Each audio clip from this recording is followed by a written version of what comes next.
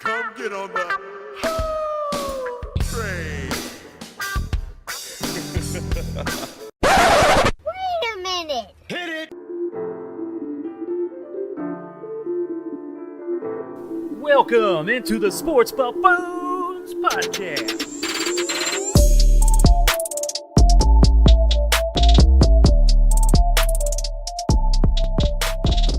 Yo, let's get it going out there, ladies and gentlemen, boys and girls of the world. Welcome on in once again, back again to the Sports Buffoons studios here out of Lenexa, Kansas. Jason, act like you've been here before, fella. What is going on out there, ladies and gentlemen? Sorry, guys, for being a little late today. I apologize for that. I know we're later than normal, but we had a little mishap by Mr. JG over here to my left. He's out there spreading his wings, if you know what I'm saying. So he ran into some apparent cash. Scott says JG must have had an emergency towel situation. I should have. I should have. But I took a shit before I played cards tonight. So the only thing I have to say right now is Hunneds, guys. Hunneds. Yeah, okay. It was a good night at the casino. So Starsky out here. Could have been a towel. Starsky says he's been waiting all week for this. Let's go. Well, that's what I mean. We're 45 minutes late, you guys. This is embarrassing. Embarrassing. You're out there fooling around. You get all this, because we make more money on this show than you do right now going out. I learned this, guys, back in, 2009 or 2010, whenever the Hangover movie came out.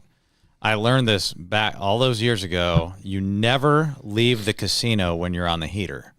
All of a sudden, I found myself on the heater, and I was like, okay, well, I really don't want to be late for the show, but I'm not going to fucking leave either.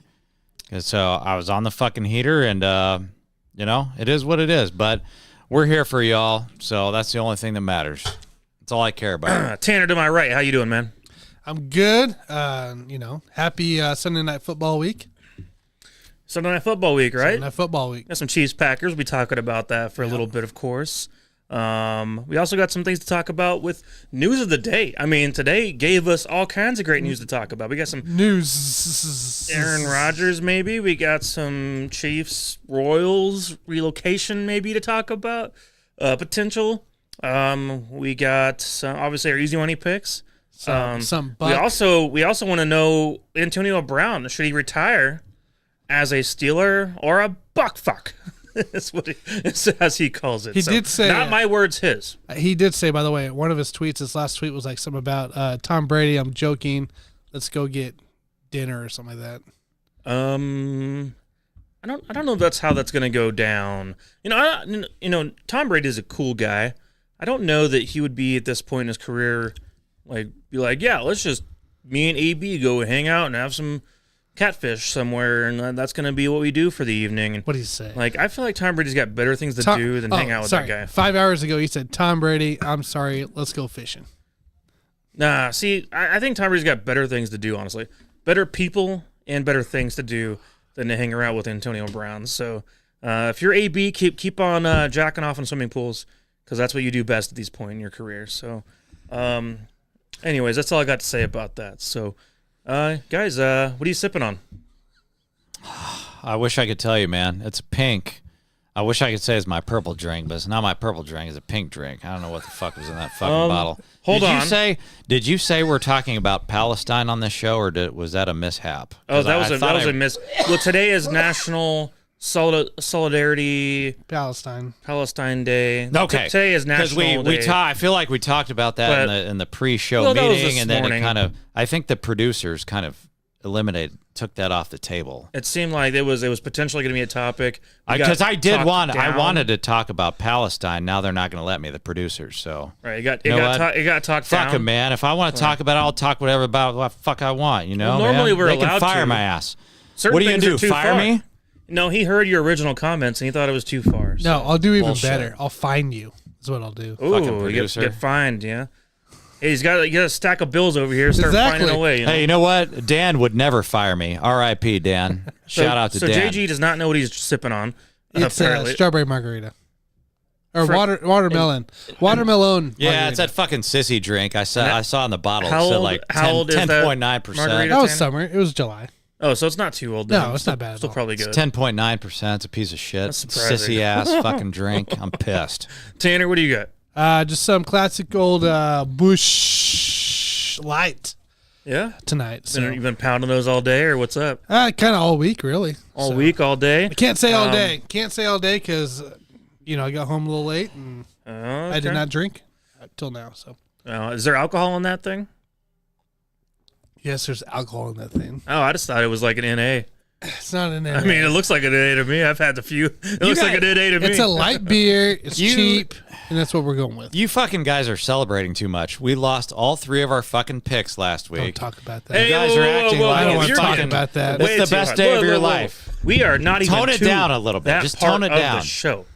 Just fucking tone it down. You guys are fucking celebrating, man. Cool it.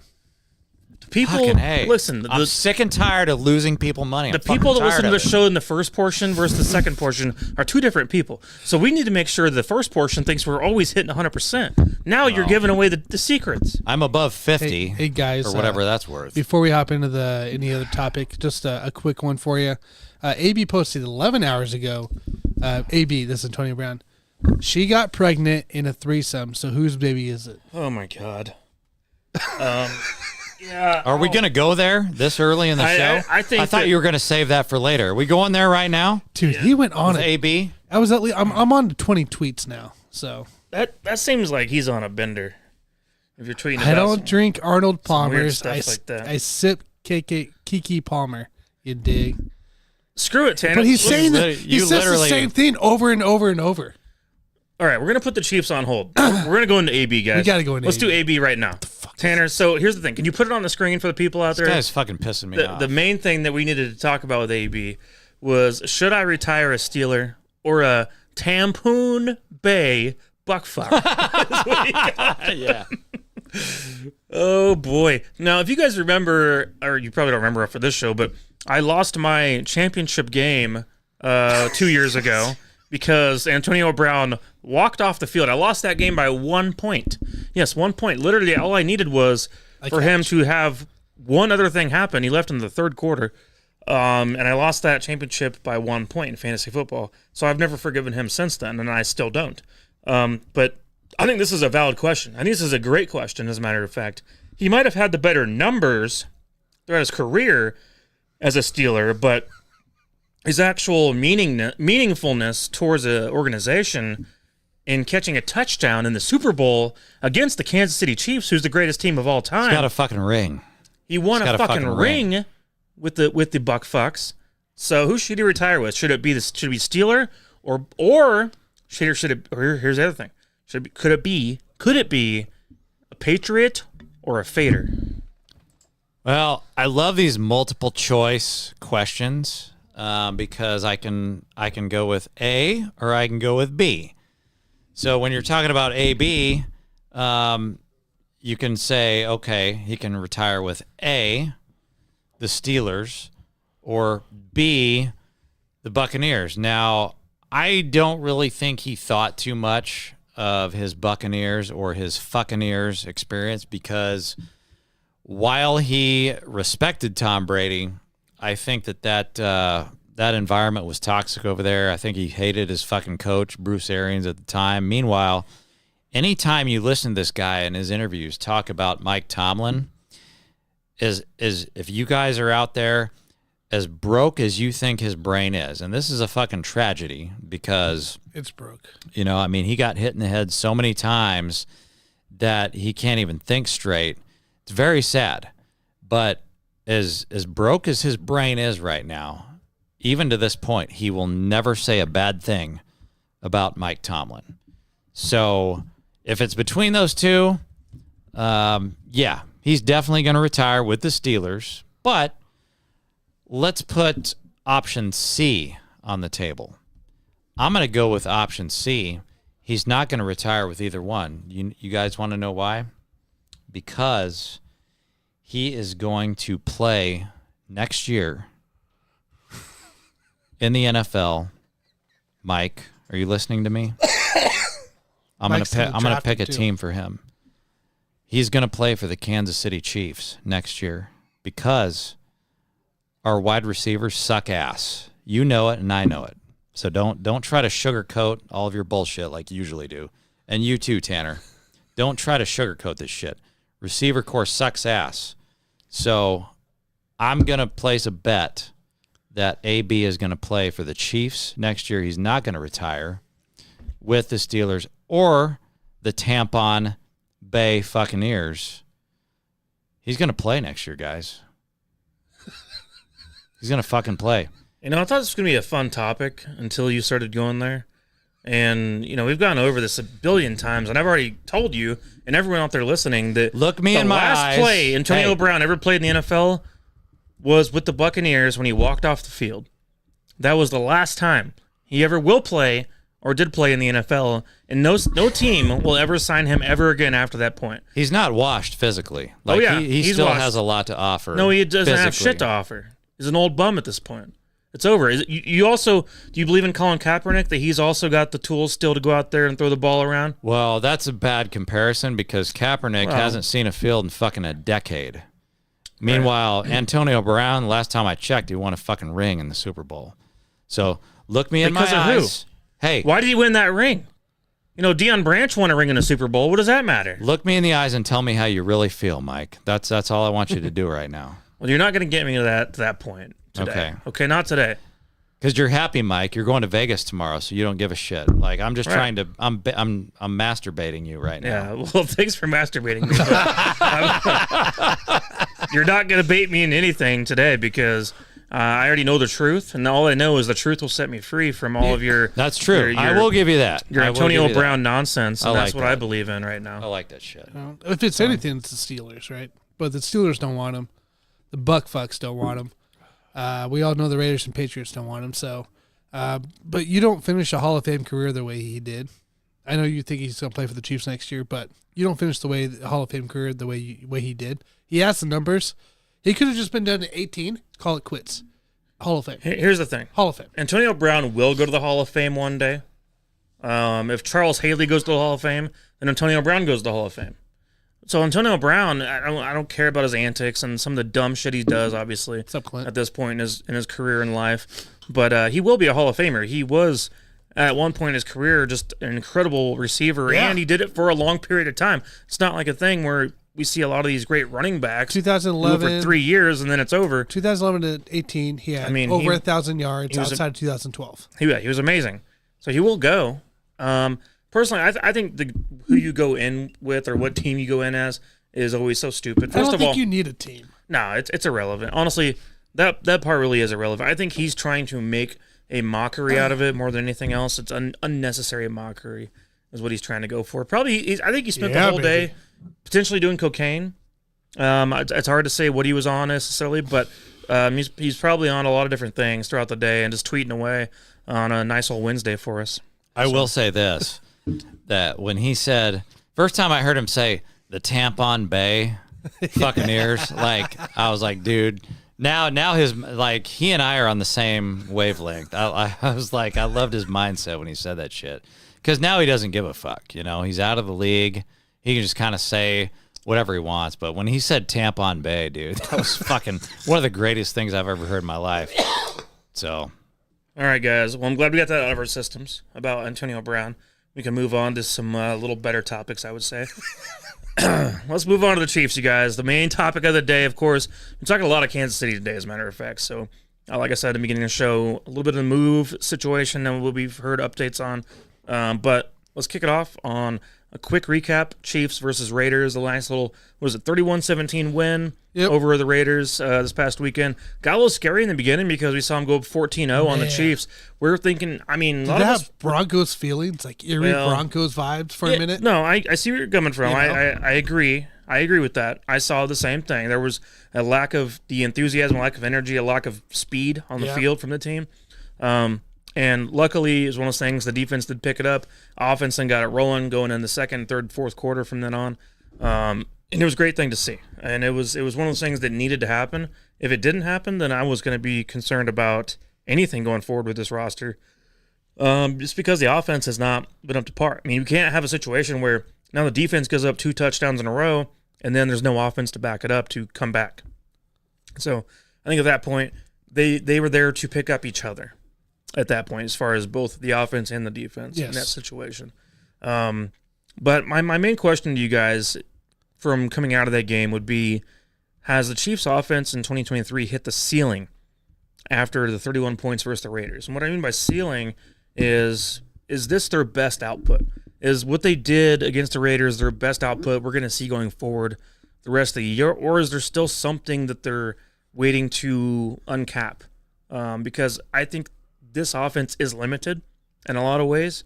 31 points seems to me like quite a big number for a team that just offensively is struggling. So what do you guys think about that? I think 31 points is probably their ceiling if you're looking at like playoff matchups and things like that. They could probably do a little bit better in terms of like regular season games. I mean, especially against a team like Green Bay, even Buffalo. Like Buffalo's got so many injuries on that fucking defense. I could see us putting up maybe 35 points on either of those two teams. And then you got the Raiders again, Cincinnati. I mean, I don't really think that 31 points is the ceiling per se. I think that you could see a bigger game from the offense, certainly in the regular season, but in a playoff matchup, yeah, I think 31 is probably the number that you're looking for in the playoffs. But in terms of what you said about the defense giving up 14 straight points, I mean, they didn't give up shit really the rest of the way, and so I was impressed with the defense. But yeah, offensively, I mean, did they hit the ceiling? Probably not, because I expect, I know you're probably going to talk about Rashee Rice a little bit later, but the fact that Rice had 10 targets and 8 receptions, 107 yards, and a touchdown, I mean, for me personally, Rashee Rice, he has not hit his ceiling. So why would we think that the Kansas City Chiefs have hit their ceiling? Because we got to get this guy the ball, because the rest of the receiver core is not doing shit. And we got to get Travis Kelce some help. We got to get Mahomes some help. I understand that Rice is just a rookie, but I like what I saw from him in that last game. And honestly, like, if he's the number 2 target for Mahomes, let's get this guy the fucking ball. Yeah, maybe some of the things to think about here, Tanner, is that the Chiefs right now are eliminating the negatives on the offense. By eliminating that, I mean, we've seen now the past 2 weeks, Marquez Valdes-Scantling, 2 weeks ago he had 0 catches for 0 yards. This past week he had 1 catch for -1 yards. 1 target. 1 catch, 1 target, 1 catch for -1 yards. We're seeing him being removed from the offense because he is honestly not a good player, not a good football player. And it's cool that you're tall and run fast. That's all you do well. Yep. That's literally all you do well at all, and that's why you're in the NFL. If you were not tall or fast, you would not be in this league whatsoever. And so for me, it's like we're in this position now where we're starting to force up the guys that are proving themselves, showing themselves out, and that's why Rashee Rice had a season-high 10 targets. And Sky Moore actually had 3 catches for, I think, 36 yards or something like that. 34 yards. And then, I just think over time throughout the season, we're going to see guys that are actually worth a damn sprinkle in more often rather than trying to force feed a bunch of things. Justin Watson did catch a nice touchdown in the end zone after getting knocked on his ass by the linebacker. But even then, he was not a major part of this offense. That was his only catch. That was his only catch in the entire game. 3 targets, only 1 catch. Something to think about as time goes on, maybe with this offense. And obviously down the back stretch of the season, hopefully Kadarius Toney can get to a point where he's healthy enough to play, 4 games in a row would be nice. That'd be cool. And then, when it's meaningful. But otherwise, I think the offense itself redefined itself in a lot of ways this game against the Raiders. It did. We saw Isaiah Pacheco being used in short yardage situations where they just needed to convert. They needed 1 or 2 yards, hand the ball off to your bruiser, and he got the job done. We saw Noah Gray finally get back in the mix. Noah Gray actually deserves more play time. Big time. More targets, in my opinion. Noah Gray has been a big piece of this offense. He was 3 for 30 with a 13 long. He's consistent.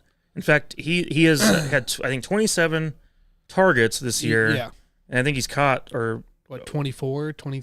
Yeah, I mean, he hasn't dropped anything. He doesn't drop it. So I mean, he's been getting open and catching. He's doing his job, basically, which is all we can ask at this point from some of these guys that are so-called pass catchers. So, what's your thoughts, Tanner, on the state of the offense, and is 31 the ceiling of this team? 31's the goal, not the ceiling. 31's the goal that we should be able to meet every game. I think 30, honestly. Ceiling should be well up there, top of the 30s, not too much further up. Scott indicated here, do you guys think Pacheco needs to be a bigger part of the game plan? Scott, this is exactly what happened this weekend with Pacheco. 15 attempts, 55 yards, 2 touchdowns, 8 was his longest.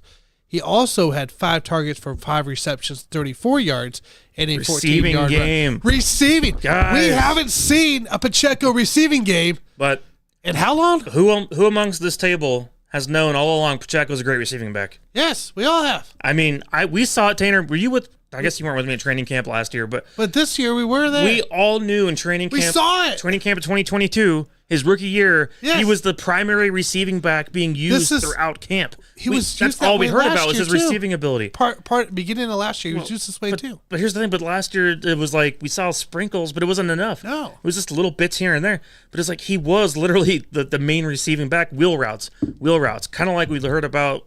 What's his name from Tulsa going into this year? You know, stuff like that is like now it's like Jerick McKinnon's going to miss this next game against the Packers. Yes, McKinnon's going to be out again. He did not practice. Clyde only had 3 attempts, by the way, for everybody aware. And I don't give a damn about Clyde, honestly. But receiving wise, Pacheco has a great ability that has not been unleashed yet. We've not seen it yet. What we saw with Pacheco getting the ball in the receiving game is exactly what we need to see going forward. And we know he's got the ability. He has to be a part of this game. You're not throwing the ball down to Tyreek Hill anymore, 50 yards deep. Travis Kelce, look, he looks hurt, plain and simple to me. He looks sore, and he's not – I mean, he's being double covered as well. You don't have anybody else really outside of that you've been using. Rashee Rice finally got a breakout moment. Can he be consistent? Pacheco is the key to this Chiefs offense in the receiving game for Rice, Kelce, and Noah Gray, and anybody else in the receiving ranks to open up this game. This is massive right here for what we saw versus the Raiders. Yeah, no, I agree. I enjoyed watching it unfold. It was exactly the kind of game plan that I've been wanting all year long. Yes. Between the usage of Pacheco, the usage of Rashee Rice, and Kelce was in the mix, obviously had 90 yards or so. That's exactly the kind of game plan I've wanted literally all year long. So it was nice to see. So my question from that is, did we unlock the Rashee Rice game plan awakening after this game now? Because now that the secret's out. I mean, we watch other teams along the way. The other teams with great receivers. Jordan Addison's been putting up numbers with the Vikings. We've seen Jackson Smith-Njigba take some time to get going with the Seahawks. Zay Flowers has kicked it off strong with the Ravens. Yep. But Rashee Rice has had this kind of like slow progression where it's like, oh, here's a really nice game, but it's not quite. But nice then everything goes down. And it's like down and down and down. And then here we go, boom. We have 107 yards receiving, a tutty, and 8 receptions. Is this the game that unlocks because the Chiefs need a receiver to step up? God, I hope so. Is this the one? I hope so. Now, but here's the thing. Do I trust the consistency of the offense play calling? Not really. That's what I wonder, is that Andy Reid being Andy Reid tends to like to preserve things for certain moments and certain big games. And so in Andy Reid's natural character, he seems the kind of guy that would be like, well, we got to dial him back a bit, and then, start force feeding over to Justin Watson a little more and get Marquez more involved. We got to get those vets back involved here. Yeah, we'll get Rashee Rice, 3 or 4 catches in the Packers game. But then playoffs come along and it's going to be Rashee Rice, breakout. But still, is this something we can look forward to, or are we going to be getting our hopes up for nothing? I'm worried about it. What about you, Jason? I think you can certainly look forward to it in the playoffs. But I think that you look at your upcoming opponents. I could see that scenario that you just talked about, Mike, where Andy just wants to dial it back a little bit and say, "Well, we're playing a shitty team today, so we don't want to show too much." Yeah. And some of these games are rigged anyway, so let's just hide. I don't want to unleash the my full Rashee Rice playbook. And I think that, if Andy had his way, he would have fucking hid Rashee Rice the whole fucking season, maybe until week 16 or week 17, and then unleashed him. But it didn't work out that way because the receiver win games right now. The receiver core was so fucking shitty. I think it forced his hand. You had it's to. like, it forced his hand. It's like, okay, I gotta get this guy reps, and we got to get him into the mix. And I think that, just fucking unleash the guy. If you want to fucking hold back a little bit and maybe 1 or 2 games, that's fine. But you're going to use this guy in the playoffs because, if your goal is to win a chip, we won one championship with Tyreek Hill and one without. And I'm not saying Rashid is Tyreek Hill, but he's kind of like that next guy that you're looking towards in the receiving corps to be an elite wide receiver, to be an impact player. And you're not going to win a Super Bowl unless you have that next guy. Impact and reliable. Someone that you can trust to throw the ball 10 times a game. And that's the whole thing, is because he had so many issues with drops early on that preseason primarily. Maybe Andy just didn't trust him enough. But, I mean, at this point, you must, because you're not going to win anything without him. So you might as well try to win with him. His drop rate is actually better than most of the guys in this current roster. So that is the truth of that. Yes, and even then he dropped a pass last week. It's oh yeah, and that's how shitty it is. I mean, you have to get him the ball. You have no other choice. Yeah, no, I agree. A couple more questions, guys. So Nick Bolton, I know you like to go over the injury report, Tanner, but Nick Bolton appears to be back at practice at least, limited right now. So my question for you, maybe not for this week necessarily, but going forward, so with the emergence and the amazing success of Drew Tranquill as a Chief, which I think anyone with some smarts about themselves knew was going to be a steal in free agency for the Kansas City Chiefs. I was excited about this guy from the get-go, and it was one of those guys that it's like we signed him and no one talked about it. And meanwhile, I'm just like, guys, why do we all keep forgetting Drew Tranquill was signed to the Chiefs? You know how much of an impact player this guy can be. Look what he did against I've seen him against Mahomes in the past as a Charger, picking off Mahomes, making a play. He's a playmaker. Well, here he is proving himself not just in passing situation, but as a run stopper. I mean, guys stepped up huge in the run game for the defense. But now Nick Bolton coming back, who's also an amazing linebacker, just as good, if not better in some aspects. What do you guys do? What do you guys do with the rotation? Like because beforehand, Nick was your number one. Drew sprinkled in here and there, but now how do you work him in? How do you make sure you get the best out of what you got to work with? Let me ask you this here, and I don't just trying to think like personnel based and how you would do it. Would it be possible to substitute Willie Gay out and put a Tranquill in that spot or Nick Bolton? It is, but it's hard. I know it's different style position, different, linebacker. Yeah, it's different. And Willie Gay is also good at what he does. He does. You know what I mean? Like, but his athleticism helps him. Do you look in that kind of fashion? I mean, or do you just rotate him, keep it healthy? Not healthy, but everybody fresh. I don't know that I necessarily like the idea of taking Willie Gay out from that. I think he plays on the strong side more than anything. Yeah, but out from those kind of situations. Or even Leo Chenal, from those situations, which Leo's come on really strong this year, which is great to see. Had a really good rookie year, but even better coming into year 2. It's like, what do you do? Like, obviously, you want him on the field. The obvious answer is you don't rush him back, right? We know that. We don't rush him back. But when it is time to get back on the field, let's just say he doesn't start this week, right, against Green Bay, whatever. Next week, what do you do with him? Do you just rotate fresh legs? That might be the way to go. That might be what it is, right? It might be the way to go. Rotate fresh legs, I guess, and play situational football. Yes. I'm going to rely on Steve Spagnuolo to figure that part out because he's been a master of it, and I think that's what it's going to come down to is who's going to fit best in each given situation. If you're in a 3rd and 1, I want both Drew and Nick Bolton out there at the same time, regardless. I want Drew, I want Nick Bolton, I want Leo Chenal out there. My 3 best run stoppers at the same time at linebacker on the field. Even if you want to throw in Willie Gay, that's fine too. But that's what I would go about it. I'm the coordinator. But one way or the other, it's like you can't just like take him off the field like he's no longer a guy that's on the defense. Like he's got to play snaps. He's got to play still 40-50% of the snaps at least. I think it's a good problem to have, and I agree with you, Tanner. Is that we have to kind of ease Nick Bolton back into the rotation because, like these next few games, I mean, we're not exactly playing a lot of world beaters. So I think that you ease him back in. We just want Nick Bolton to be healthy. That's all. For the stretch run and the playoffs, and we want to win a chip with him. And when he's your number one, that's what it's about. Let's make sure this guy is healthy. So in the near term, yeah, let's just rotate fresh legs like you guys are saying.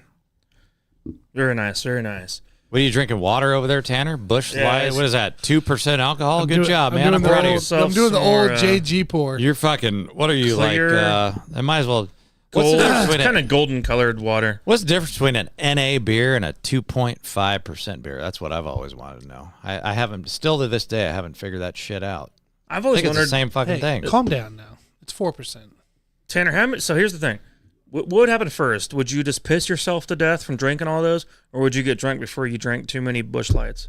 Oh, I'd probably piss myself first. You just piss yourself all day long before you ever got drunk? I'm not looking to get drunk tonight, so I'm just looking to have some beers and chill. What? That's possible? I've never heard of such a thing. I know it's weird for you guys. Never heard of such a thing, man. I can't chill, man. If I'm drinking 4% bullshit, you'll be in that bathroom all day.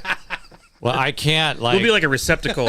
It'll be one beer in, piss coming out your dick at the same time. So the last time I was able to chill, probably my whole life, the only time I was able to actually chill with a 4% beer was when I was on a float trip and I drank fucking 25 of them. That was the only time I was able to chill with a 4% beer. Otherwise, like those two words don't match up.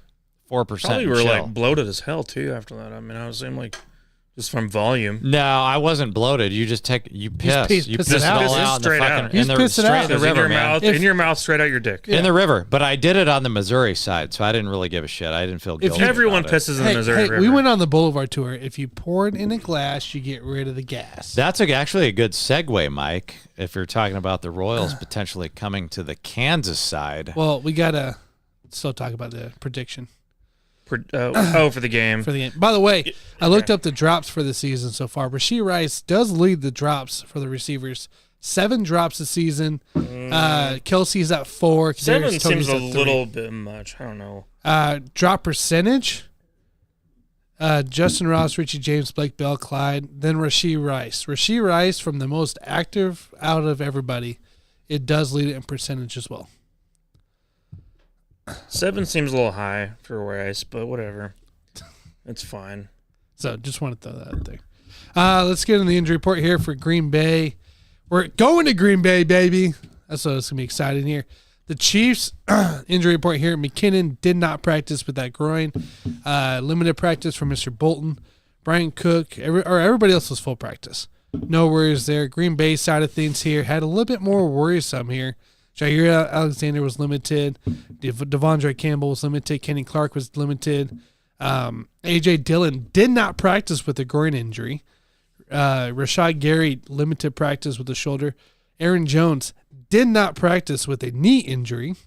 Jaden Reed, chest injury, did not practice today either. And then that's really about it. So that's where the those guys are fucking they're banged beat up, man. They went out and beat the Lions and hurt themselves all in the same time. Yep. When I'm in Vegas, we'll be placing some bets on that stuff. Fuck yeah, dude. You'll be in Vegas. I'll be down on the ground in Lambeau. 18 rows up from the 30. There you go. Tanner's going to be at the game. Pumped, dude. It's going to be full of Chiefs fans. Let's probably go. Wearing black and red face at the same time. So, Tanner, don't paint full black face. I can't do it. Only do half black face. I can't do it. I don't have heritage. I mean, you could still, if you wanted to, paint black and red on your face. Oh, that's true. I'm glad you brought that up. So I could. So that means just don't wear a headdress. You've tested. Technically, I could go full. I could do full black. Full black. Yeah, I can do that. I proved it with the. I've never done the test. No, do it like Tropic Thunder. So I don't know. Yeah, if you guys get on Ancestry.com, you can prove it, man. Then you can paint your face whatever fucking color you want. I can't do it. I've never done it. So. Oh God. Okay, Tanner, do you have a prediction for us? Let's see here. Nick Bolton possibly being back. I think it brings a lot. The hurt Packers. I'm still standing by my words, Mr. Nick Botkins. Green Bay stinks. And I think this defense is going to crucify it for it. This is not the Detroit Lions. This is the Kansas City Chiefs, and this defense is hella better coming into play here. If Dylan's not practicing and Aaron Jones not practicing, there is no run game for this team. The Chiefs are coming off a high offensive game. The defense is coming off a straight stop after 14 points. 34-17. I'll give them 17. Seems a little high scoring to me, Tanner, to go 34-17. But I'm now I'm going a little more the other way as far as scoring goes, I guess. But no, I see a good fought game. I'm not a believer in Jordan Love. I've seen a couple nice passes from him over the last few games. That's great, but I think despite the injuries they got to deal with right now, there's a lot of things to work with right there. Chiefs are in the middle right now of trying to get ramped up at the right time and getting hot at the right time, and this is a great time to continue on what we saw that was going on with the Raiders game in the third and fourth quarter with the offense ramping up. So anyways, I think this game is going to be a nice, probably a boring game in a lot of ways, but the Chiefs put up some numbers. Hey, no. This is an energetic game, and I get carried out of the stadium at the end with a victory. Well, it's not going to be a close game by NFL standards. It's going to be 24-13. I'll take that. It's going to be the final score. You and I are close, dude. So you and I are close. That'll be what we're working with, and the Chiefs defense will prevail, and it's going to really piss off Jordan Love and the Packers fans who think they have a goddamn chance against Kansas City Chiefs right now. Because I tell you what, right now it's not happening, Packers. This is not going to end well for you guys. But I hope you guys put up a fight, because it at least makes it more entertaining when I'm sitting there cranking back some cold ones while I'm in Vegas. Yeah, Packers are coming into this game hot, man. I mean, they just won a divisional game against the Lions, which are, a top 3 team in the NFC. I like what Jordan Love is doing in the intermediate passing game, and I like his development coming along real nicely there. But Green Bay's defense is pretty shitty. And the Chiefs, on the other hand, they've got an amazing defense. I don't really think the Chiefs' offense is going to have to do a whole lot in this game. So I'm going to go with 24-10, very close to you, Mike. He had 24-13. Again, could be a very boring game, but I think Green Bay is going to come back to the mean a little bit, coming off that amazing victory that they had. But again, defense is pretty shitty over there in Green Bay. Yep. All right, guys, one more question before we move along. This is a multiple choice. You guys can pick whatever one you want. So we know the Chiefs have some issues at receiver this year. We expect a full remodel going into next year. Marquez will be gone. Justin Watson's probably going to be gone. Rasheed Rice will stay. No. Sky Moore might be gone. He'll be there. I don't know. No, Watson's going to be here forever, man. Watson will be here. Get used to it, baby. Kadarius Toney could be gone. Could be gone. So my question for you is the top free agents available for next year. Out of this list, who would you most like to have as a Chief? Would it be Mike Evans, T. Higgins, Tyler Boyd, Calvin Ridley, or Michael Pittman? Who would be your choice out of those 5 receivers? I'm taking T. Higgins out. He gets injured too much. Last 2 years he's been injured, has not been healthy. I'm going to take him out. Any other thoughts? I'm going to go with Michael Pittman just because I think he, out of the guys that you just named, is the most undervalued because the quarterbacks that he's had throwing to him are mediocre or shitty at best. And so I think that as a free agent, you could probably get the best price for Michael Pittman. And I think if you throw him on the Chiefs, dude, with Mahomes, I mean, the sky's the limit for that guy. You look at the quarterbacks he's had to deal with, not to take anything away from Matt Ryan, but, that Matt Ryan is fucking kind of in the dog days of his fucking career. But I think for the price, Michael Pittman would be the choice for me just based on his undervaluation. Yeah, I like that too because, like you're saying, because of his career productivity to this point, working with a bunch of turds. That's going to help. It's going to help actually lower some of his value at the moment, so making him more price worthy. Where I think we all see the upside of Michael Pittman. Like Michael Pittman Jr. can end up being, I think that's my answer superstar with the elite quarterback like Mahomes. But he's healthy too. And yeah, he doesn't really miss time. I mean, so I think him with a real quarterback and a real offensive coordinator who knows the hell they're doing, real head coach, a stable head coach would be nice. Correct. I'm not taking, obviously Boyd would be nice too, but I'm thinking I don't want him as a 1 though. Is Mike Evans too old for you guys? Mike Evans is 30. My issue with him is not really necessarily, not necessarily his age for me, but the fact that he's missed games the last couple of years. He only played 15 out of still the 1,000-yard 17 king. games. I'd say if you can get him cheaper, like if your cost. If Evans valuation is cheaper because of age, I'm all in. I'd be all in. Give me 2 years. That's all I would do is 2 years. So he's at 850 so far through 11 games, right? So and the motherfucker never gets injured. He just keeps putting up these fucking numbers every fucking year. Here's the thing. I would give Pittman like a 5-year deal. I would give Mike Evans like a 2-year deal. Yeah. But Pittman would be my favorite because you could grow with him. Correct. You could really develop a chemistry between Pittman, Rice, and Mahomes all together at once, plus whoever rookie you draft. Now that's when we're talking about having an elite receiving group eventually. So for sure, Pittman would be my 1B. My 1A is Antonio Brown. Jesus. Well, I'm sure he is. So I'm not going to be upset whichever one we sign. I'm not going to be upset. Yeah. What'd you think of that video, by the way? 1A and 1B. What'd you think of that video? What, you like that video? You mean the one when he whipped his cock out there? In the pool? You like that shit? No, I didn't like that one, shit? man. I felt sorry for him in that moment. I really did. I was just wondering, you talk about him a lot. I wasn't sure if that dick was on your mind or what. No, that's not really. That's not what it was. Going, man. Okay. No, I'm not going there. I really feel sorry for the guy. You think about him more than I think about a lot of guys. That's why I was wondering if that dick has something to do with it. I will put it this way. I do think a lot more about his championship ring than I do his actual cock, if that means anything to you. AB, he needs to get a bigger ring so we could fit it on his cock. He could have a cock ring. A big Super Bowl cock ring. Yeah. Would you do that? Yeah, that'd be cool. I've heard of the cock rings. I've heard they're fantastic.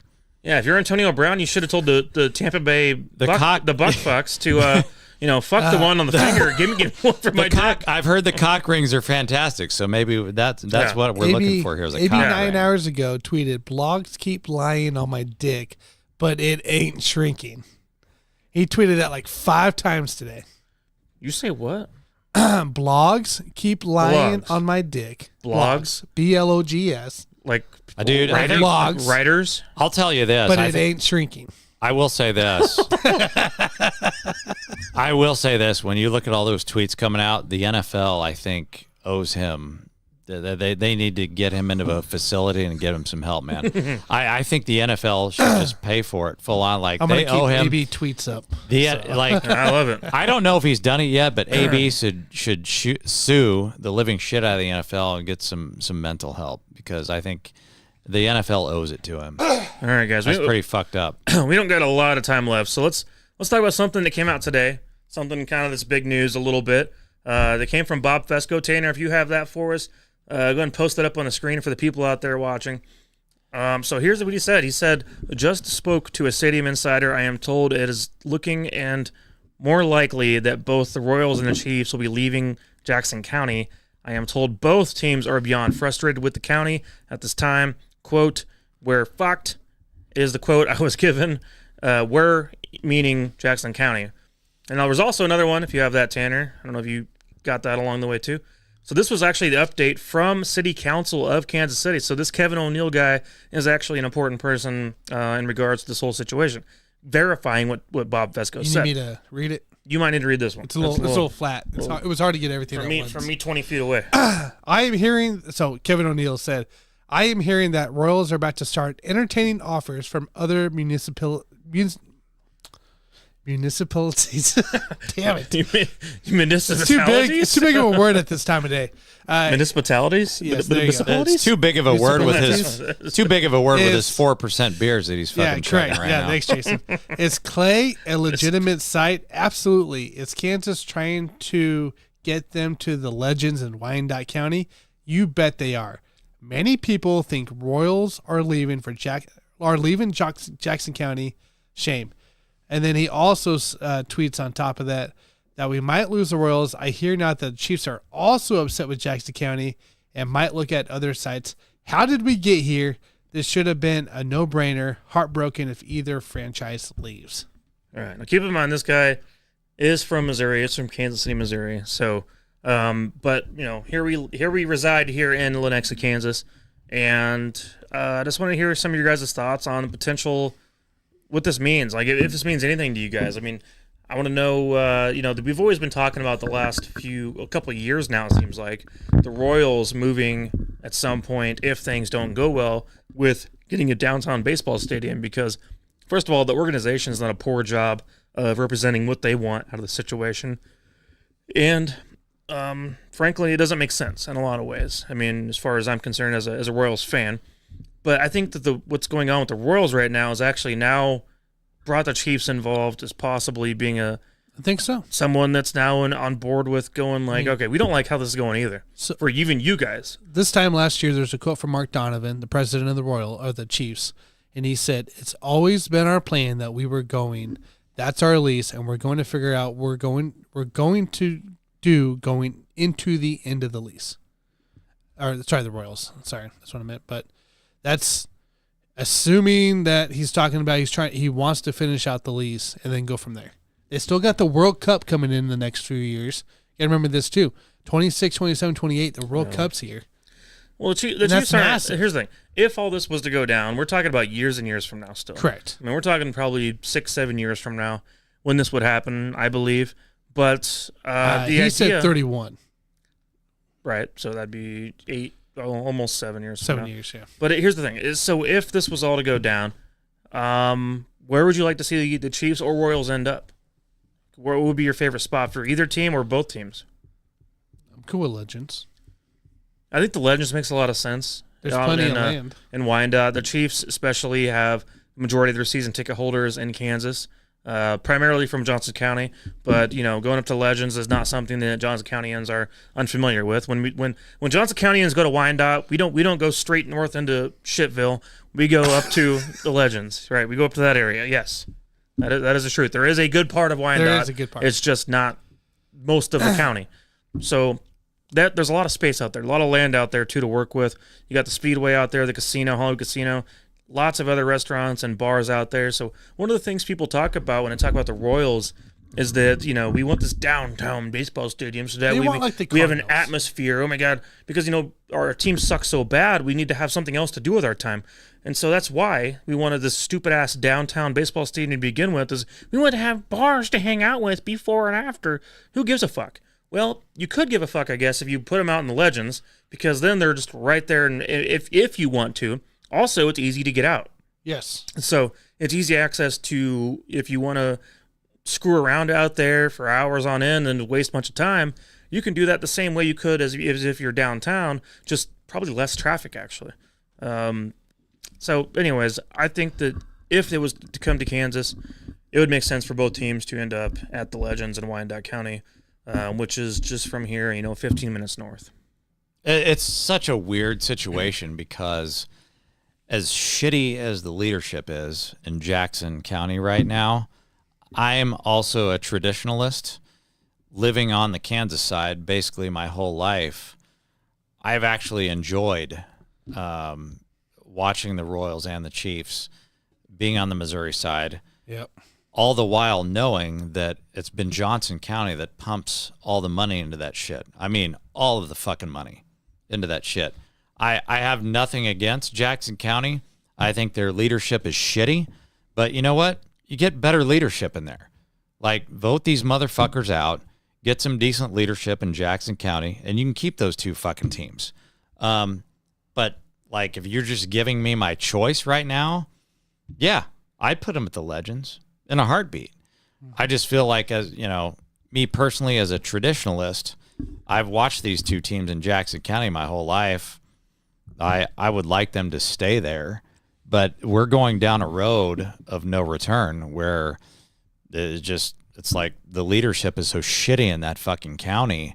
There's just like, okay, if you're going to play ball like that or not play ball at all, let's bring him over. Well, I mean, I think this is better than, sending them out of Kansas City altogether, because at some point, I don't believe this is going to happen, but at some point, if it's going to be that shitty of a situation where you can't build a downtown stadium, I mean, at some point, we're going to move the Royals out of state and do a whole nother fucking, move them to another completely different state, and I don't want that. And so I think the Legends is the perfect scenario for me, but honestly, I don't give a shit if they end up in Clay County either.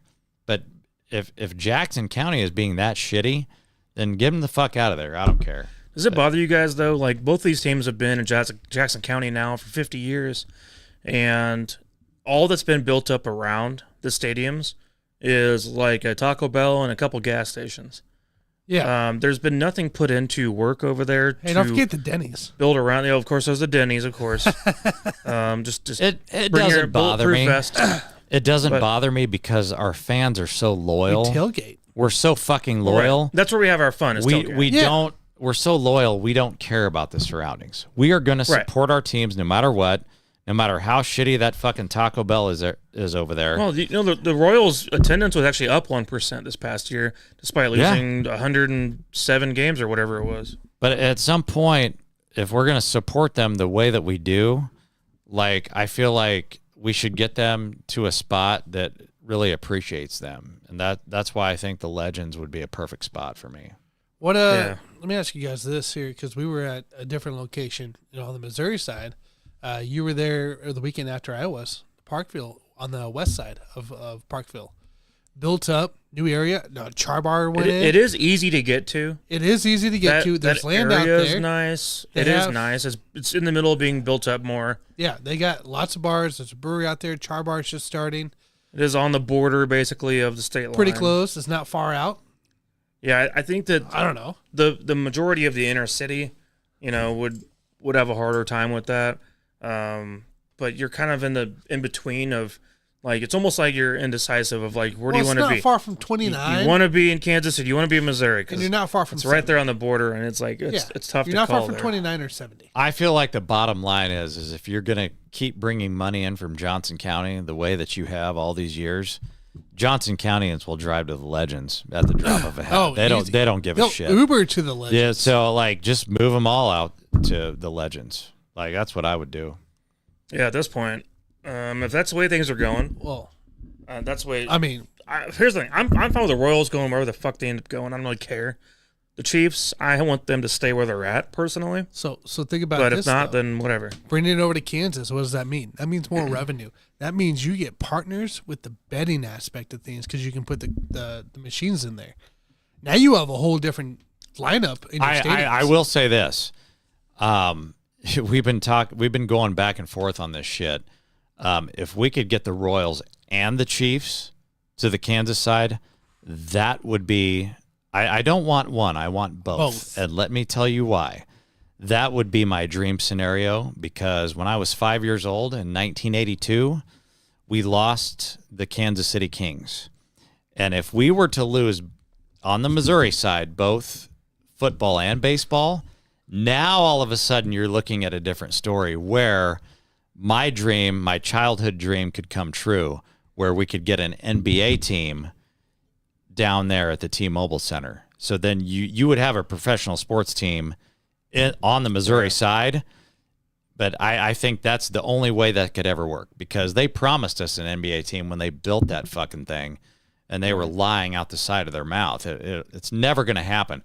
But if you could bring baseball and football to the Kansas side, now all of a sudden that's back on the table. That's a good point, because then they have something to put their money towards within the NBA team at that point in Jackson County. And then that would give Jackson County some motivation to pull their head out of their ass and get some better leadership in the city council. I did run into a couple turds along this past couple days on Twitter. What else is new? Don't we all? Twitter is full of the turds, but you got to call it the X, man. There's no such thing as Twitter. I'm gonna hit him up on the X. Call it Twitter. I don't hit him up on the X. I don't care about the X, but someone you should care.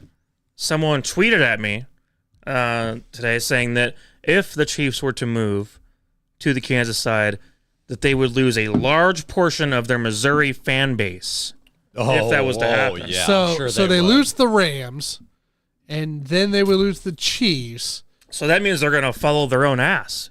So they're going to the XFL, baby, full-time St. Louis Battlehawks. Right, so my whole point was like, okay, so more than 50% of your season ticket holders are Kansas natives. So somehow now the Missouri people are just going to bail out and be like, oh, we're not Chiefs fans anymore. Well, like I said to the guy, I was like, well, okay, here's the thing. If that's the case, then the people who decide to drop out or drop off the bandwagon, they were never truly Chiefs fans to begin with. Yeah. Like, you're not a true diehard Chiefs fan if they move 20 miles to the west of Missouri, 20 miles, 20 minutes from Missouri, and now you're just going to drop them off as if they never existed. Here's the thing. It takes them still 20 minutes to get to the stadium in the Missouri. But they can still the good news is, guys, if they move to the Kansas side, we can now change the name and logo and get rid of all of this awful apparel. No, that's not what I'm talking about. I'm talking about the chop and the Arrowhead. That's true. And the name. We got to change the name. Kansas so we can do all those things to appease the woke SJWs. So that's what we can do Kansas to appease that. those kind of people. That would probably end about it. That would end racism as we Move know to it. Kansas and then Could we end racism redefine the by entire making that team, move? and then everyone's happy. No one's offended anymore. Yeah. And so That's a Chiefs good don't point. exist. That's Yeah. awesome. Definitely need to get rid of the chop and all that bullshit that comes with it. They can be the Red Hawks until we find something else to be upset about. But the Missourians would still have the St. Louis Blues and the fucking Cardinals. That's not the end of the world, you know. Yeah, They still have something to look forward to. Do you think Blues would be offensive towards people who are, just involved in other aspects of music that maybe you're a blues musician and they're just a shitty team, and so you don't want to be associated with them.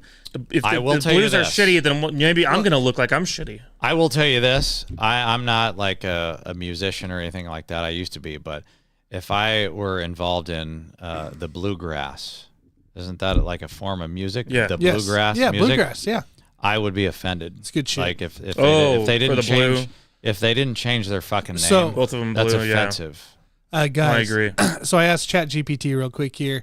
I want to know 10 names that could be different for the Kansas City Chiefs instead of the Kansas City Chiefs, right? Oh God.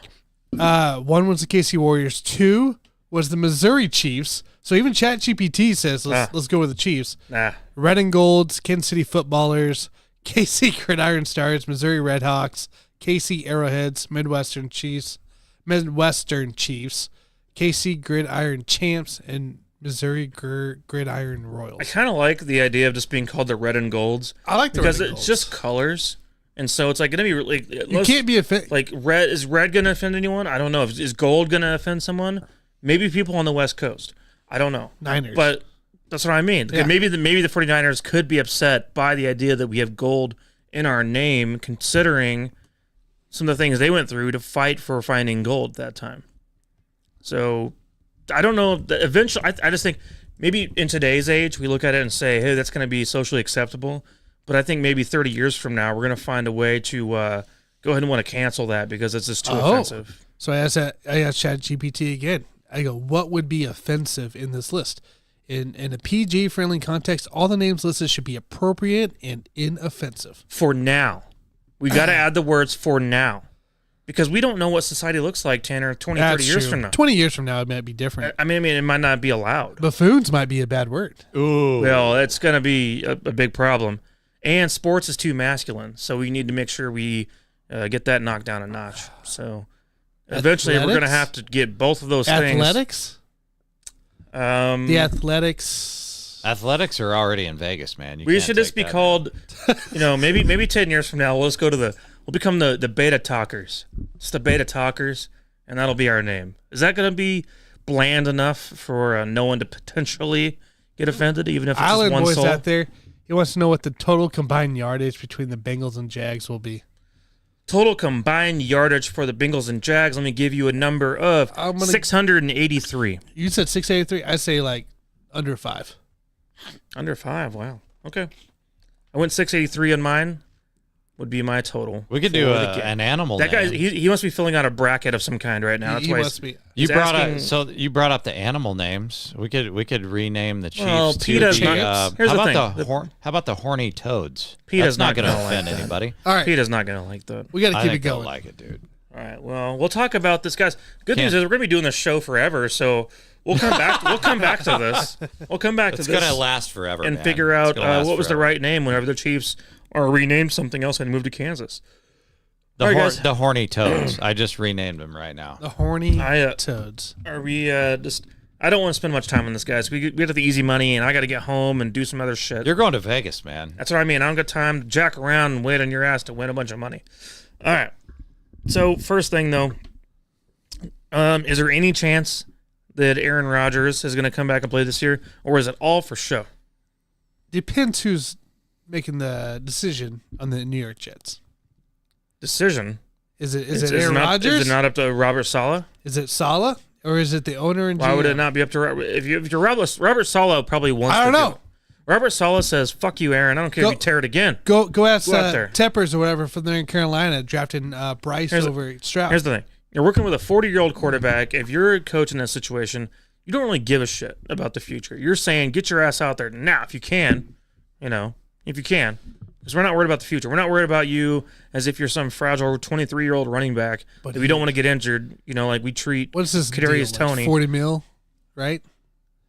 Or something like that, something stupid. Oh, I don't know. But look, I think that right now what we're seeing is this. Aaron Rodgers all along went into this situation saying he's going to go through this process naturally. And he's not going to go through the typical kind of surgeries and everything else that comes along with this that's going to have the normal protocols and what you got to do to recover from an injury of the situation. Achilles are normally something that once you tear your Achilles, you're done, no matter what point of the season it's in. He tore his Achilles on 4th play of the year. I think he's now trying to prove a point that his belief in medicine is correct, and he's trying to fight this thing, trying to prove he can come back. What's going to end up happening is this. I think don't do it because the Jets are 4-7 right now. Is that right? 4-7. 4-7. He's going to do all this hype up and build up to come back. He's not going to play this week. They're going to go to 4-8. At that point, we're going to go, well, he could have come back. Wow, isn't it a miracle? Yeah. The guy's belief in medicine is 100% correct. He's practicing. And he's going to get on He's going to get on Pat McAfee's show and talk about how he was ready to go, but it's just not worth it. He's going to get ready for next year. And that's going to be the end of the story, guys. That's going to be it. We're not going to see Aaron Rodgers play again this year. It's going to be all for show. That's my thought. And that's how it's going to end up. I think that for Aaron Rodgers, I think he's saying all the right things. And I think he's a team guy. And he wants what's best for the team. And he wants to be out there with his guys. And I think if they gave him the opportunity, I don't care what the record is. He'd take it. He would fucking go out there to fight for his team in a heartbeat. And I don't think that's a facade or anything. I think that if they let him go out there, he would go out there. But the reality is, even if you were at the level of the Buffalo Bills right now, who are 6-6, I still don't think the organization will let him go out there because the only goal is to win a championship. Whether you're the New York Jets or anybody, even if you're Aaron Rodgers. Now, that's not Aaron Rodgers' mentality. He just wants to be out there for his teammates, and that's great. I respect that. But, when you look at the macro situation, the only point of this is to win a championship. You know that you have a 0% chance right now. And even if you were sitting at 6-6 like the Buffalo Bills with that Jets roster, you probably have a 2% chance of winning the championship. Why would you do that if you're the Jets organization? Now, I understand why you would do that from Aaron Rodgers' perspective because he's made this, he's trying to make this miraculous comeback, and I respect that. I get it from his perspective, but if you're the Jets, you're the organization, no way in hell you're letting him out there. Even if they've got the Bills record at 6-6, you can let him practice, which they don't have. They don't have that record. They have a shitty-ass record right now. So it's a big fucking joke. Like, just bring this guy back normally. I think it's great that Aaron Rodgers wants to fight for his team, and he thinks that they could have a chance at maybe the 7 seed or what have you. But when reality hits you, you know, the best case scenario is to just, you know, let this thing heal and come back next year and run it back, because as shitty as that fucking offensive line is, I can make the case that if the Jets were the 7 seed right now, right the fuck now, they still wouldn't let that motherfucker go. No, you let him come back. Because that offensive line... If you're in the playoffs, you let him come back. No. Yes, you absolutely not. That offensive line is so shitty, your chances of winning a Super Bowl are like 2%. Why would you run his ass out there to get injured again in the same fashion? In the same fashion that they ran his ass out there in week 1. And that offensive line, which was shitty then, is just as shitty, if not worse, right now. You're not going to run him out there.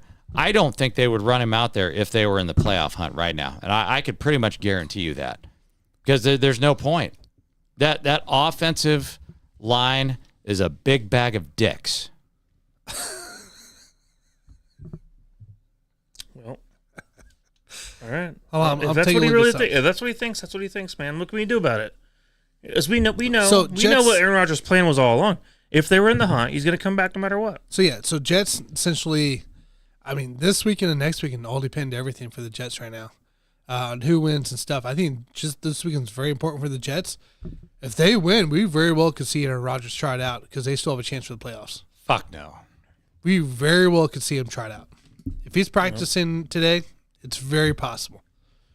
If they lose, that's when you call it, hey, cool, dude. They're not going to win anything. You're not going out, though. They're not going to fucking win anything. Tanner, they're going to go to 4-8, and it's going to be a whole game of, I could have. If we would have stuck in the playoff race. We decided to let me sit and recover and take a whole year. Yep. No. So it's going to be his thing. Weird situation. It's all stemming from narcissism. We saw Cam Akers do that too, right? In the same year, he came back for the playoffs. Oof. Cam Akers. We saw how bad that was. That guy's running back, doesn't he? And now he has another torn Achilles. No, I don't. Cam Akers sucks ass anyway. Always did suck ass, for the record. That's brutal. For the record, Cam Akers was always sucking ass. So I don't brutal give a shit about that player. Brutal comparison. Never have, never will. Don't ever draft him again, Tanner. Brutal. Next time you get us on a league together, don't ever draft his ass ever I'm again. never putting us in a league together. That's like, man. Well, there's a disaster. And after that. Would you rather have Cam Akers or Clyde Edwards-Helaire? I mean, like, fuck, I don't know what to choose dildo on up your that. ass instead. Yep. All right, guys. Let's go ahead and let's get down to our end. Let's go ahead and do the final. The thing that we're supposed to be the best at, that we were not the best at.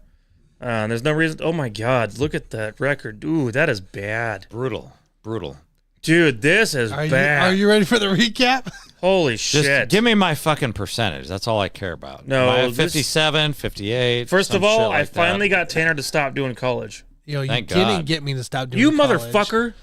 I'm not doing college. It doesn't mean that you were the one that I don't want to convinced see you me. bet college ever again. I am. Ever. I will bet next year. So, God. I'm not betting college this weekend. I don't trust title games. Thank God. Anyways, guys, let's get into it. The easy money bet of the week. Recap here coming in for last week here. It was not a good weekend, ladies and gentlemen. JG had the Jets plus 9.5 against the Dolphins. He had you had some great paragraphs. I bought into it almost, man. You bought into it. I was like, he might be right. Like this Dolphins team might The problem suck. is the NFL also bought into it, and they probably read that, and they're like, we're gonna make it go opposite on a Hail Mary at the end of the half. Yeah, probably not. When the NFL starts listening to the JG, now you got a problem. There we go. You got some problems. Jets plus 9.5 was a loss. Thursday night, CD at 90 over 91.5 receiving yards from Mike over here. He ended up with like 45, something like that. Oh, he had a little more than that. 47. He's in the 50s. 50-ish yards there. Did not get that bet there, so that was a loss. Liberty, who was covering by 24 in the fourth quarter, decided to let a stinker of a touchdown going to play and ended up not covering the 16.5, and they only won by 15. So congratulations, Liberty, for earning that bet there. Got that L. And then Tampa Bay money line, we all saw that stink. So it was rough. It was rough. We as a group need to do better. Like a coach would say every week. What's that record? What's my fucking percentage? Puts that record at 25-30 for the season. That's awful. Well, what's the JG at? JG. Look, this is a team sport, Jason. Fuck you. I want to know Calm my down. fucking percentage. It's going down, you fucker. JG's win percentage is 57%. Okay. Mike's win percentage I can work. is I got some to work with. 50%. You got some to work with. 37. You got nothing to work He's with. at 37. Oh, shit. Dude, fuck. Even if you were doing the thing that we do sometimes, he would still I would not still lose. be losing. Dude, he would still lose money. That's brutal. The Sports still lose. That's fucking Buffoons brutal. total percentage is 45%. It's awful. It's disgusting. I'm going to call this a get. We need to do better. We need to call this. This is a get right moment right now. This is a get right I've moment. never thought we would be in this position. I don't know what it was last year right now, but this is bad. Well, I'm going back up to 60. I don't give a fuck. I don't what you remember guys us do. last year ever losing like 4 or 5 or 4 whatever bets in one. We lost twice as everybody. Everybody lost. We've lost. Do we've done you this want me to kick twice it now. off? You want me to kick it off? JG, kick us off for I'm this going- week's slate. I'm going up to Please. 60% right now. I don't give a fuck what you guys JG, do. kick us off with the slate. So I'm going to go with I'm looking at that Seahawks-Dallas game. Got 84% of the public going for Dallas -9. They are at home. I view this as a trap game, guys. Dallas has won 3 games in a row, and they have looked spectacular in all 3 of those games. Meanwhile, Geno Smith and the Seahawks, they're coming off 2 straight losses. I'm going to take the Seahawks +9 in this game as my easy money bet of the week. Dallas guys, you guys know. I mean, they're just not that good. Dallas is going to start doing Dallas things. They're going to get cocky after winning those 3 games in a row. They're not going to put forth their best effort in this game. I'll put it that way. So give me Seattle +9. You can get +9 on Seattle. Best bet is on PointsBet -110. You also get that on BetMGM, DraftKings, or not DraftKings, sorry, BetMGM, Caesars, and PointsBet. So I hope you're right, man. I'm serious. Like I'm not. Like we got to get this shit going. all right, Jay. Yeah. No, I'll be back to 60%. No problem. 60 fucking percent. Well, you guys already heard it. I already gave it away once today. So I said my final score would be 24-13. That is the under 42.5 for the Chiefs and Packers game. That is my easy money bet of the week. Ooh, What is it? 42.5. Ooh, I like And that shit, man. we're working with a season that's full of unders, and we're still sitting at 59.5 as a season and the unders so far this year in the NFL. It has been quite a spectacle to see and watch unfold as a fan of points. Well, good points, not just points in general, just quality points. This year has been ugly points, and it's not been fun in a lot of ways. But for me this time, I think the Chiefs defense comes up, shows out, puts a great stop on an injured and battered offense of the Packers. Jordan Love is not going to have himself a good time. The last time these two teams faced, it was also the under as well. So I'm going to go under again. This time, 42.5. That's all I got to say about that, man. I already talked to you guys about the game earlier. So You can get the under 42.5 at -110 on PointsBet. You can get that across the board, except for FanDuel. FanDuel is the only book that has -114 at under 42.5. Everybody else is at a better line. So. I am so excited to get the non-college sports version of Tanner Dawson right now. Yeah. I can't tell you how excited I am, man. Lord. no In fact, college. I might take some of this fucking money right now and put it on fucking Tanner's bullshit. You mean to tell me he's finally going to get a bet right? He's due? Like He's going to get a bet right? He's getting two bets right. He's been so shitty for so long. He's going to get 2 bets right. It's a must win. It's a must win. He's not going to bet on Albany or New Hampshire to do some random shit. All this fucking Some team money. he's never watched before. All my fucking money. I'm gonna Tanner, put it bet down on New this Mexico shit for right Friday. now. How about you bet on New Mexico State? Actually, that's not true. I'm not gonna bet. Oh, I'm do gonna that, bet on Tanner? my why own did bullshit. this drop? Want to bet on 2 New Mexico points. State? Hold on. Oh, shit. Oh, here he's go back to the drawing board. Dude, he's going to go back. He's going to get This dropped 2 points He's getting since a I nap. put the bet in at Going college. 2 hours ago. Can you just please pull up an in-game table tennis and just bet on that right now? Like, Yeah, I might would as love well. to see Might that as shit, well. man. Give me a fucking coin toss on Injury table tennis. report. I would love it. You'd probably win, too, man. If you bet on table tennis, you'd be more likely to win than your fucking NFL I've seen bullshit. you guys do it. And your college So bullshit. Keenan Allen did not practice today. Mm. Khalil Mack didn't. Oh, that was rest. Never mind. Khalil Mack's fine. I think I still like that, though. Trying All right. too hard. Trying too Let's hard. go into it, opposite. guys. Go opposite. Ladies and gentlemen, I know I'm going with it because I think it's the right play. I think it's the right play still. And this is an even better line, and I'll take this all day. Los Angeles Chargers at the New England Patriots coming to play. 4-7, 2-9 is their records. 3-7-1 against the spread for the Chargers. 2-9 against the Patriots. The Patriots have not covered. Oops, clicked the wrong one. The Patriots have not covered since October 22nd against the Buffalo Bills. Outside of that, they didn't cover again until the Jets, and that was the beginning of the season there. The Chargers have not covered since the Jets game, but here's the difference, guys. They're not covering against these good teams, decent teams. I'll put decent because Green Bay is in this list. But they're beating the bad teams and covering against the bad teams. The Jets, Chicago, Minnesota at the time was really bad too at the beginning of the season. This is -4.5 now, ladies and gentlemen. I had a -6 written up here. -4.5 at -110 on PointsBet for the Los Angeles Chargers to cover the spread against the New England Patriots. We don't know who's quarterback. We don't know if it's Zappy. They're not going to roll Mac Jones back out there. Is Malik Cunningham going to come in and play quarterback? We don't know. Fox No, bet. this is good. Hey, Fox bet is at -5.5 right now. Yeah. So you yeah. want to get that 4 while you can. You want to get Yes. the -4.5. Absolutely. So we're going Chargers. I love this even more now. Right. Despite the possibility no Keenan Allen, Yeah, you should like it the even more.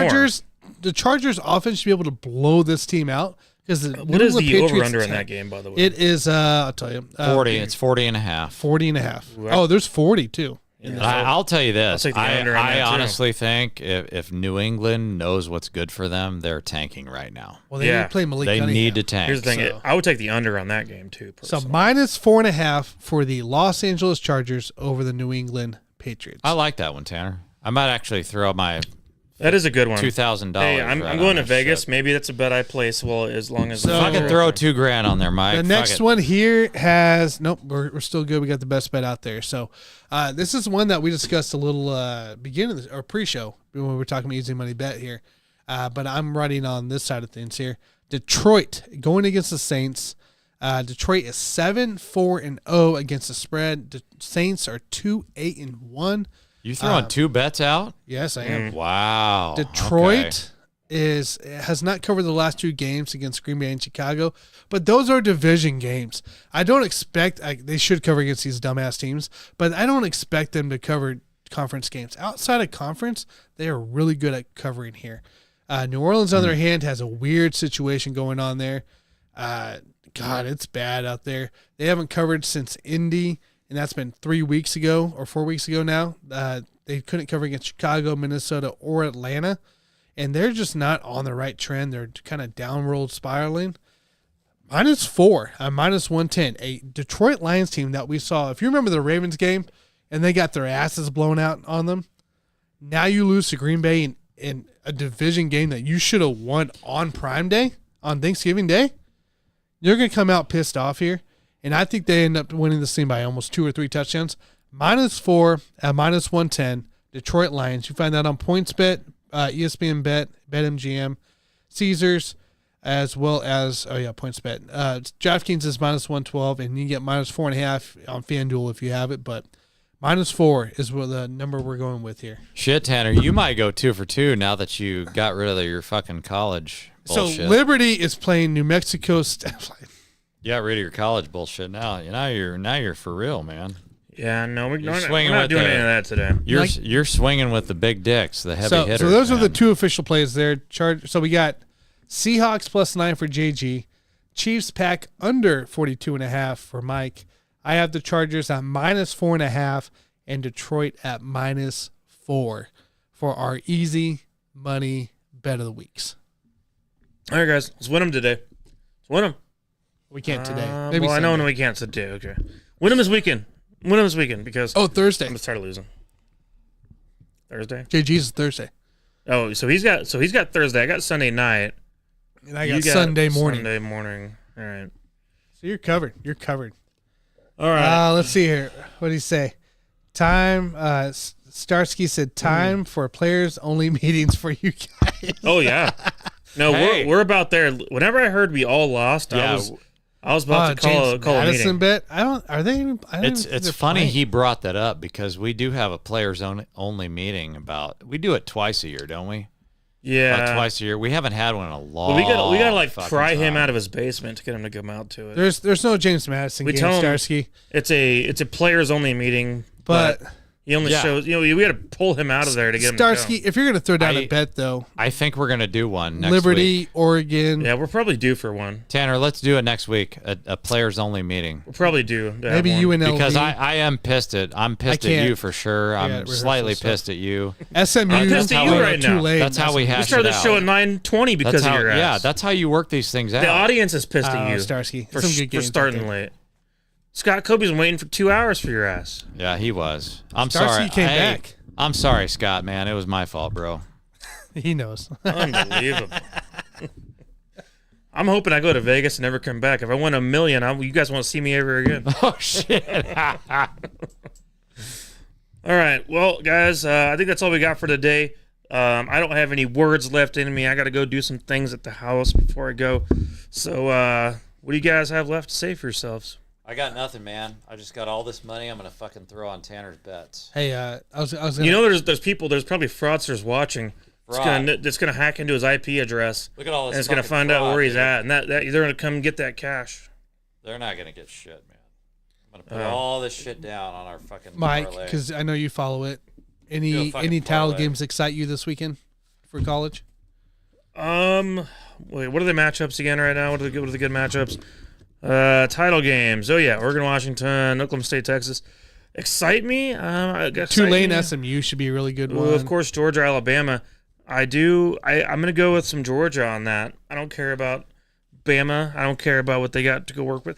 No, I'm going with Georgia. Georgia's still to cover the 4.5 even on that game. Texas, Oklahoma State. I'll take Texas to cover as well. The 14.5. Texas to cover the 14. Oregon, Washington's gonna be great though. That's how it opened at. So it's I like 14.5, 15. Oregon, Washington. I'm gonna take Washington. I'm taking Oregon money line right now. So when can we get 16 teams in this fucking playoff, man? Like this is fucking wait till next year. I want 16 or 32. You get 12, baby. Like that. You get 12. The more the merrier. I'll take Washington to cover that bullshit. JG on time is a 20. JG on time is a 25-1 bet. Ooh, that's true. That's about true, Scott. I like that, Scott. He says take Miami, Ohio plus 7.5. That's a guy that throws down some fucking money. So, all right.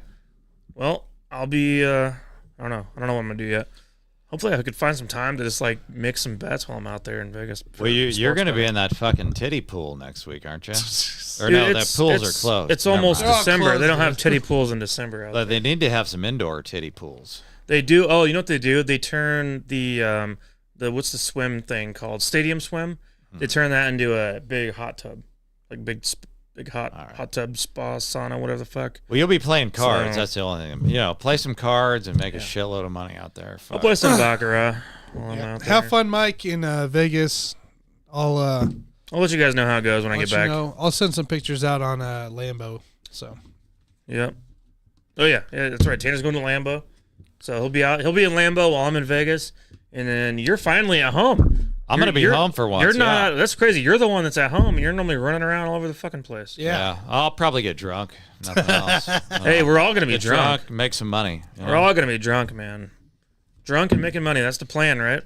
That's the goal. Okay. All right, guys. Well, appreciate you all for joining and waiting and dealing with our asses taking all night long.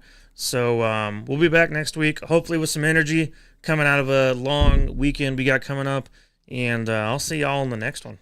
Outro. See you guys.